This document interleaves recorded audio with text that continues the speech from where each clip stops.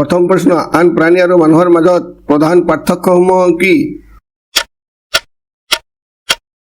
শুদ্ধ উত্তৰটো হ'ল মানুহ আৰু অন্যান্য প্ৰাণীৰ প্ৰজাতিৰ মাজত থকা প্ৰধান পাৰ্থক্যসমূহ হ'ল মানুহৰ জটিল যুক্তি আগবঢ়াব পৰা ক্ষমতা আছে, জটিল ভাষাৰ ব্যৱহাৰ কৰিব পৰা ক্ষমতা আছে, কঠিন সমস্যা সমাধানৰ ক্ষমতা আৰু আত্মনিৰীক্ষণৰ ক্ষমতা আছে। পৰৱৰ্তী প্ৰশ্ন, সকলো সময়তে কোনটোক আটাইতকৈ বিশ্বাসী জন্তু বুলি গণ্য কৰা হয়?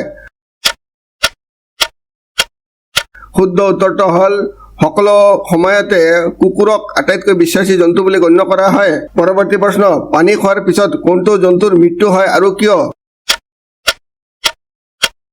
শুদ্ধ উত্তৰটো হ'ল কেংগাৰু নিগনি। ই পানী অবিহনে জীয়াই থাকিব পাৰে কাৰণ ইয়াত বিপাকীয় তন্ত্ৰ আছে যিয়ে সকলো প্ৰয়োজন পূৰণ কৰিবলৈ আভ্যন্তৰীণভাৱে পৰ্যাপ্ত পানী উৎপাদন কৰে। কিন্তু কেংগাৰু এন্দুৰে যদি পানী খায় তেন্তে শৰীৰৰ প্ৰয়োজনীয় তৰল পদাৰ্থ আৰু ভিটামিনবোৰ পানীৰ সৈতে ওলাই যায় আৰু ফলত ডিহাইড্ৰেশ্যন হৈ ই মৃত্যুমুখত পৰে। অনুগ্ৰহ কৰি চেনেলটো ছাবস্ক্ৰাইব কৰি বেল আইকনটো অন কৰি ৰাখিব যাতে মোৰ নতুন নতুন ভিডিঅ'বোৰ তৎক্ষণাত পাব পাৰে। ভিডিঅ'টো লাইক আৰু শ্বেয়াৰ কৰিবলৈ নাপাহৰিব। ভিডিঅ'টো চোৱাৰ বাবে অশেষ ধন্যবাদ।